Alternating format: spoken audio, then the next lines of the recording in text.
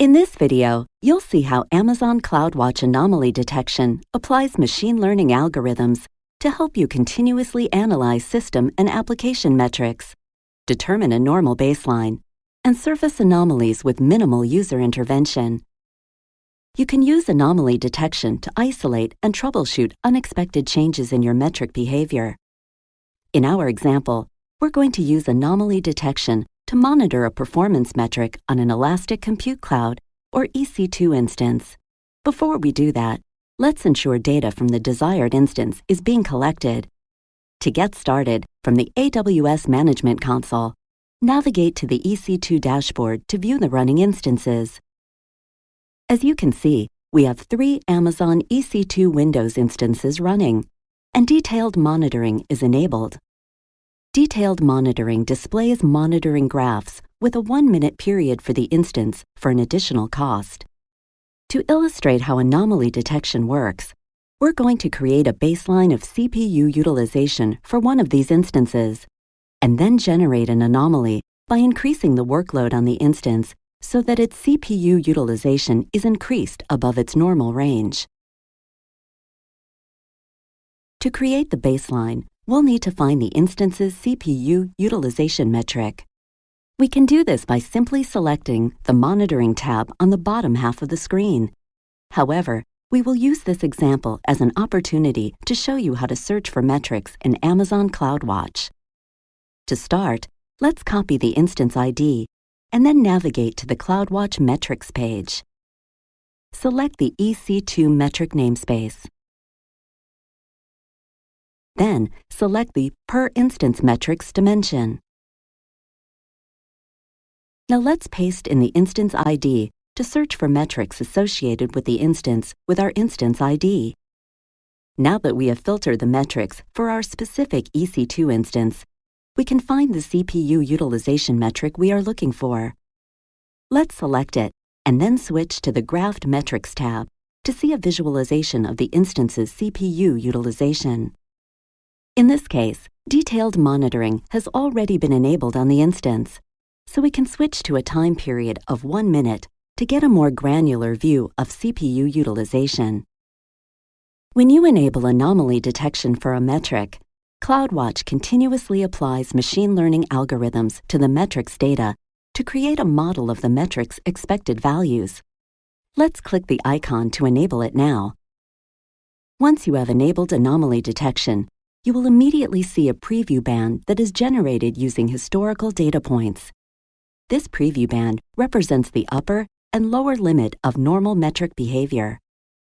After several minutes of analysis, the machine learning model has what it needs to generate the anomaly detection band and takes over from that point on. In this case, the band won't noticeably change.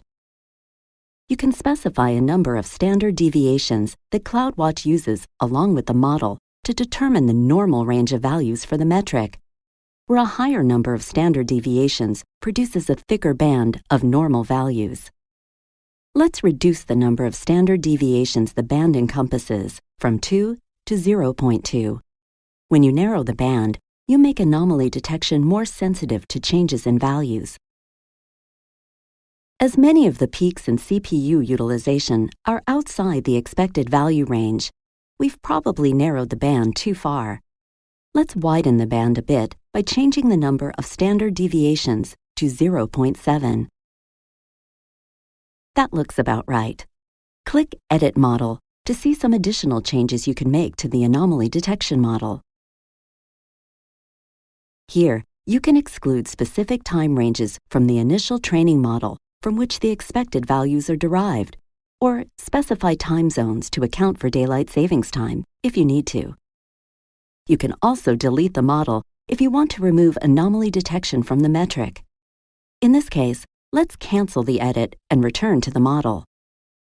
Once you've configured anomaly detection on a metric, you can create an alarm to alert you when an anomaly is detected.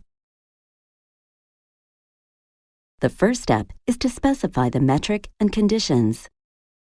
In this case, let's set the alarm to trigger when the CPU utilization is greater than the anomaly detection band we configured. The next step is to configure the actions you want the alarm to take when the condition has been met. In this case, we will select a simple notification service, or SNS topic for the alarm, which will send an email to an email address we have already subscribed to the SNS topic. SNS also supports other subscriptions options, such as AWS Lambda. Next, let's give this alarm a name. Finally, review the settings and create the alarm. Now, let's test the alarm by significantly increasing the instance's CPU utilization. To do that, we will return to the EC2 and connect to the instance. Here, we'll use an application to increase CPU activity on the instance. Now that we've significantly increased CPU utilization, let's go back to CloudWatch to see how the new activity is reflected in the metric. Refreshing the view, you can see that the recent activity for the CPU has exceeded the upper limit of the anomaly detection band. Now let's check our email to see if the alarm was triggered. Here, you can see the notification that was generated by the alarm we set. You can also add this metric to a dashboard to make it easier to monitor. First, let's name this graph, and then add it to an existing dashboard.